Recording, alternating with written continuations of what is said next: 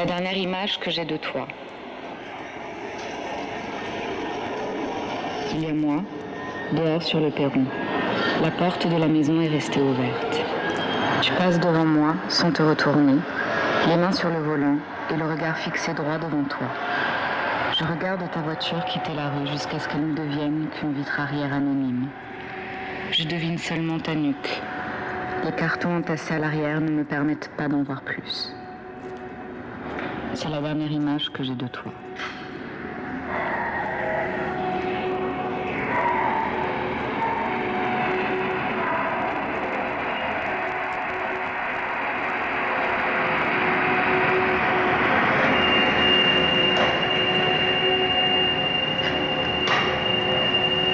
Une fois rentrée à l'intérieur, je monte les escaliers comme je l'ai toujours fait.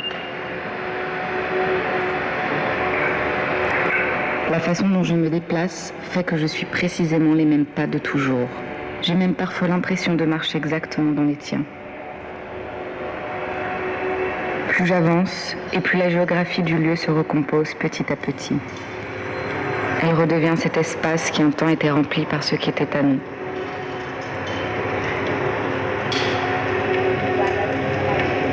Je pense aux pots de confiture que l'on stocke en haut des étagères à la fin de l'été, à la poussière qui les recouvre jusqu'à l'hiver suivant, lorsqu'ils sont ouverts pour être consommés.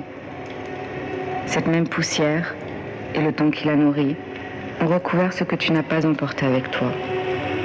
La couche formée est si épaisse qu'il est impossible de distinguer ce qu'il y a en dessous.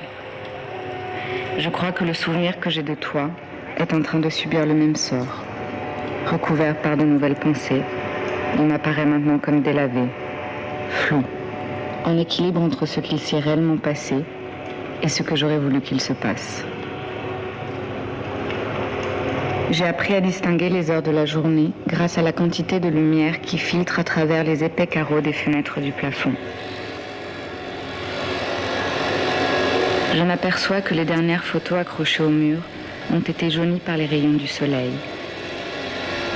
Malgré les couleurs défraîchies, des souvenirs du passé que je pensais perdus au fond de ma mémoire refont surface. La mémoire joue d'étranges tours. On la pense courte, mais il y aura toujours une image qui lui viendra en aide pour faire émerger ce que l'on croyait oublier. Comme ces pensées que l'on voudrait enterrer, il y a toujours quelque chose pour les ramener à la surface. Il y a eu un moment, un bref instant, pendant lequel j'ai pensé pouvoir te faire disparaître de mon esprit.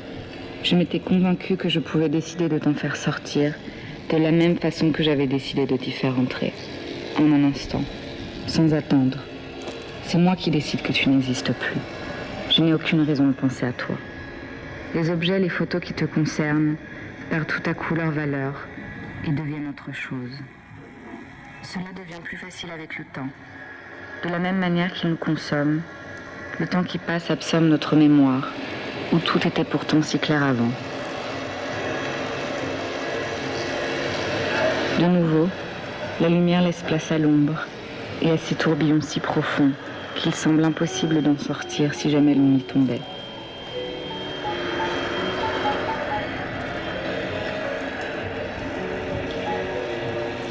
Lorsque l'on respire, il y a un moment où la respiration s'apaise.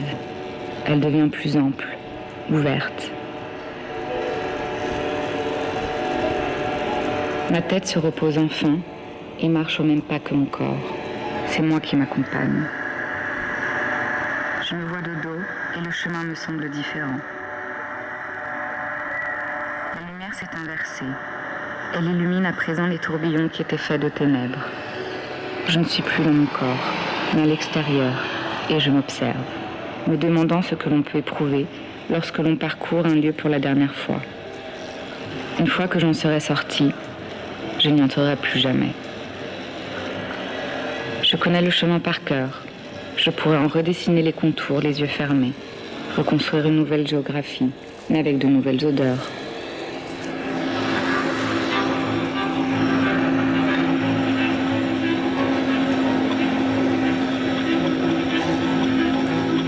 « 48, 47, 46, 45, 44, 43, 42, 41.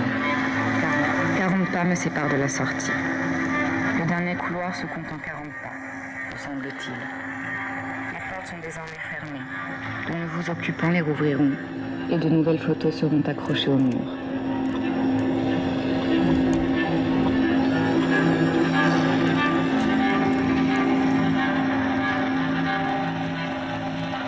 C'est la dernière fois que je me vois dans cet endroit.